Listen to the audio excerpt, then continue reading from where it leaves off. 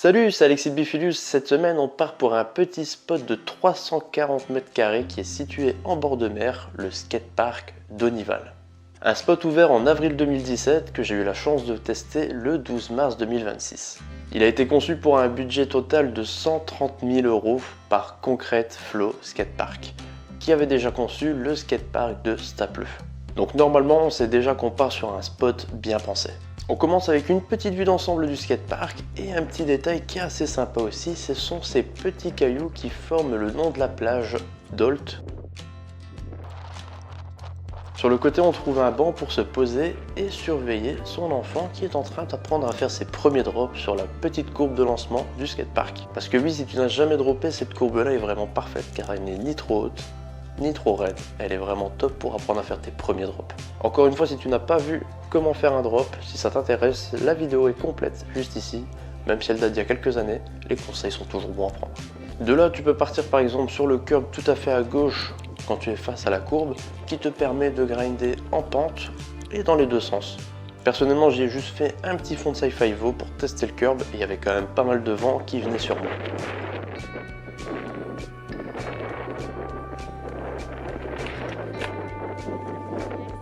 Sinon, tu peux aussi te lancer sur le gros rail carré qui est en pente des deux côtés.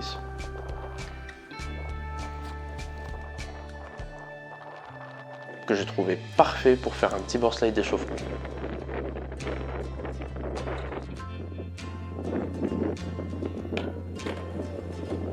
On arrive ensuite sur une partie un peu plus plate avec un ledge et un gros rail rond.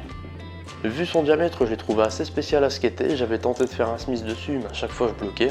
Peut-être pas assez de wax, j'ai pas voulu insister, alors j'ai juste fait un petit lip slide pour dire de bien le tester quand même. Un peu plus loin, on trouve l'infrastructure du skatepark la plus importante, du moins c'est ce que moi j'ai trouvé, car on a un curb et un rail en pente et en montée. C'est un rail rond donc c'est bien, mais il est aussi large que la flat bar qu'on vient de voir. Et on a aussi une petite pole jam que j'ai pas testé, mais qui m'a l'air quand même assez bien pour prendre pas mal de hauteur, surtout qu'on a un petit kicker de chaque côté. Enfin, on a un tremplin en gros pour faire des tricks au-dessus de la pole jam. Ou bien partir sur le curb qui est à son extrémité. Après, pour faire des transferts, c'est très bien, tu peux faire des tricks très basiques comme un ollie ou un flip.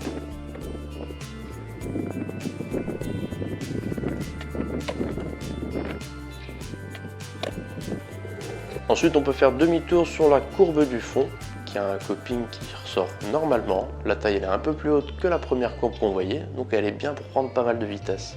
Ou alors tu peux prendre le petit transfert pour partir vers la dernière partie du skatepark, qui est constituée d'un petit kicker également, qu'on peut aussi utiliser comme transfert, mais surtout une petite table à manual qui a la particularité ici d'être accolée à ce kicker. Donc tu peux démarrer d'en haut de la table à manual qui part légèrement en pente. C'est parfait pour apprendre à faire ses premiers news manuals ou justement améliorer un petit peu son équilibre.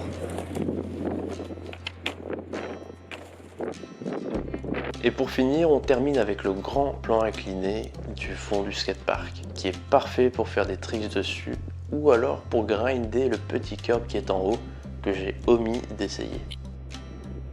Moi, pour bien terminer ma session, je me suis dit je vais juste faire un petit fakie inward comme j'adore faire sur les plans hack. Et y est passé du deuxième coup.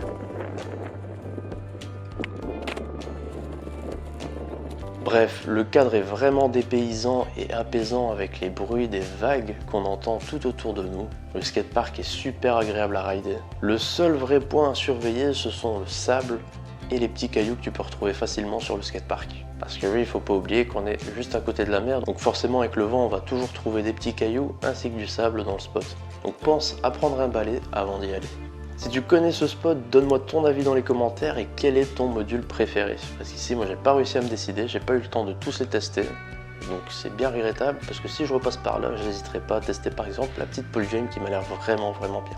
Bref, si la vidéo t'a plu et si mon contenu te plaît, n'hésite pas à liker cette dernière et aussi à t'abonner à la chaîne si c'est pas déjà fait. Comme ça, tu ne manqueras aucune de mes prochaines vidéos, dont une tous les jeudis à 18 h.